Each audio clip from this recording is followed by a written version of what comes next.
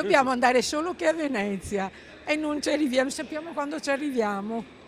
No, è una cosa veramente vergognosa. Ha un bel problema, perché io da Udine a qui sono venuto in taxi, Anche una bella spesa? 220 euro. Una giornata difficile e per qualcuno costosa quella di oggi per i pendolari che si dovevano muovere in treno. L'agitazione indetta a livello nazionale ha mietuto vittime anche tra i viaggiatori di Venezia e Mestre.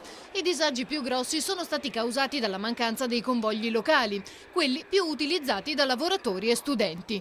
24, 12, 30, 64 minuti di ritardo e così via. E a rendere questa giornata di sciopero iniziata alle 9 e conclusasi alle 17 ancora più difficile, come protesta qualcuno, le comunicazioni poco chiare. Il disastro come solito. Ovviamente i treni dalla stazione di Mestre partono anche generalmente prima dell'orario stabilito nel tabellone, perché ultimamente non c'è più il rispetto della tempistica nei tabelloni.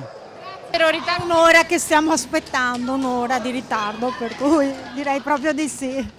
E poi non annunciano, non dicono niente, li mettono e li cancellano dopo mezz'ora, per cui... Quindi oltre ai disagi dello sciopero anche il caos nei tabelloni.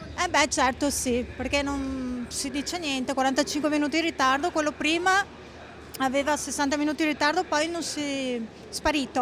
Ma c'è chi nonostante i ritardi riesce a prenderla con filosofia, senza arrabbiarsi troppo. C'è questo per Trieste in ritardo di mezz'ora, quindi oggi non sapevo che ci fosse uno sciopero.